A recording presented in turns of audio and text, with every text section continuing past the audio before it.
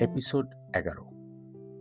মানুষের জীবনে এমন কিছু দরজা থাকে যেগুলো ভাঙা যায় না, শুধু কড়া নাড়া যায়। দরজা খুলবে কিনা সেটা ওপাশের মানুষের সিদ্ধান্ত। আমি জীবনে অনেক দরজাই কড়া নেড়েছি। চাকরির দরজায়, স্বপ্নের দরজায়, বিদেশের দরজায়।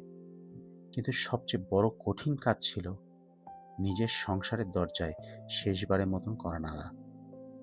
কারণ এবার আমি নিজের জন্য নয়, একটি সম্পর্কের জন্য দাঁড়িয়েছি।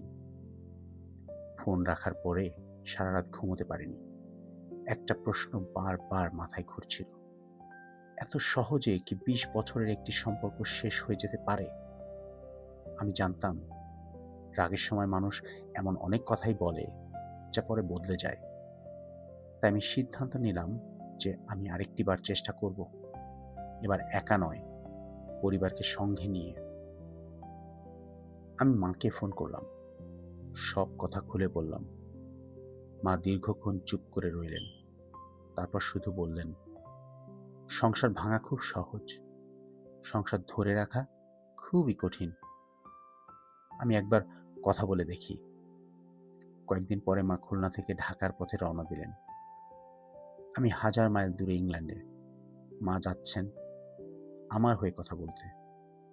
সেদিন আমি বুঝলাম যে মায়েরা শুধু সন্তানের জন্মই দেয় না, প্রয়োজনে সন্তানের ভাঙা স্বপ্ন বয়ে নিয়ে হাঁটে। মা পৌঁছালেন।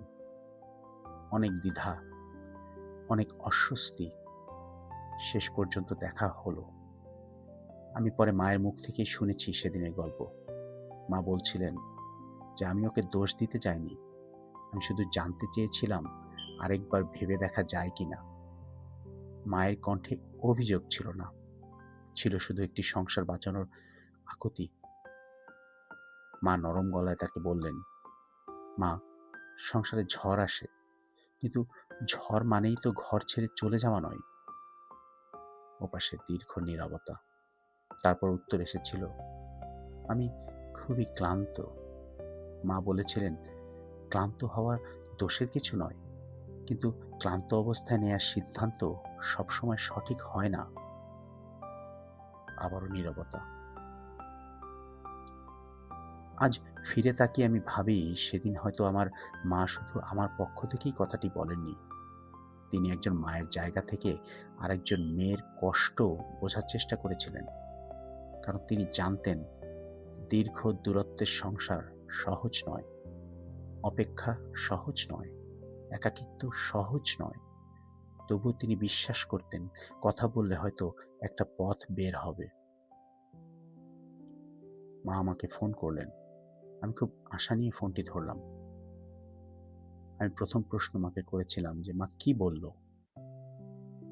ফোনের ওপাশে কিছুক্ষণের নীরবতা। তারপর মা ধীরে ধীরে বললেন, আমি যা বলার বলেছি, এখন সিদ্ধান্তটা সম্পূর্ণই ওদের। এই একটি বাক্য শুনেই আমি বুঝে গেলাম যে কোনো নিশ্চয়তা নেই। আমি পড়ে রইলাম আশা ও বাস্তবতার মাঝখানে। পরে কয়েকটা দিন এবং কয়েকটি সপ্তাহ আমি অপেক্ষা করলাম। প্রতিদিন মনে হতো, আজ হয়তো ফোন আসবে, আজ হয়তো একটা বার্তা আসবে, আজ হয়তো কেউ বলবে, চলো বসি। কিন্তু দিন কেটে গেল, নীরবতা কেটে গেল না। কখনো কখনো নীরবতাই সবচেয়ে স্পষ্ট উত্তর। আমি তখন একটা বিষয় শিখলাম যে কোনো সম্পর্ক বাঁচানোর চেষ্টা করা দুর্বলতা নয়, বরং সেটাই সাহস। কারণ অহংকার করা খুব সহজ, কিন্তু নিজের কষ্ট গিলে ফেলে কাউকে বলা যে চলো আরেকবার চেষ্টা করি, এটা খুবই কঠিন কাজ। সব মানুষ সেটা করতে পারে না। আজ আমি কাউকে বলি যারা আমার এই কথা শুনছেন, যদি সম্পর্ক বাঁচানোর মতন কিছু আপনার থাকে, তাহলে শেষবারের মতন চেষ্টা করুন। কিন্তু সেই চেষ্টা যেন হয় সম্মান নিয়ে, চাপ দিয়ে নয়, ভালোবাসা দিয়ে, ভয় দেখিয়ে নয়। কারণ সম্পর্ক ভিক্ষা করে পাওয়া যায় না। সম্পর্ক তৈরি হয় দুজন মানুষের সমান ইচ্ছায়। সেদিন রাতে আমি জানালার পাশে দাঁড়িয়েছিলাম। ইংল্যান্ডের আকাশে বৃষ্টিও পড়ছিল। আমি ভাবছিলাম, মা ফিরে এসেছেন, কথাও বলেছেন। আমিও সব দরজা তো খোলাই রেখেছি। এখন আর আমার হাতে কিছু নেই। প্রথমবারের মতন অনুভব করলাম, কখনো কখনো মানুষ সব ঠিক কাজ করেও কাঙ্ক্ষিত ফল পায় না। আর সেই উপলব্ধি মানুষকে ভেঙেও দেয়, আবার পরিণতও করে। আমি তখন জানতাম না যে এর পরের অধ্যায় আমাকে শিখতে হবে জীবনের কঠিন শিক্ষাগুলোর একটি। কখনো ছেড়ে দেওয়াই ভালোবাসার একটি রূপ হয়ে যায়।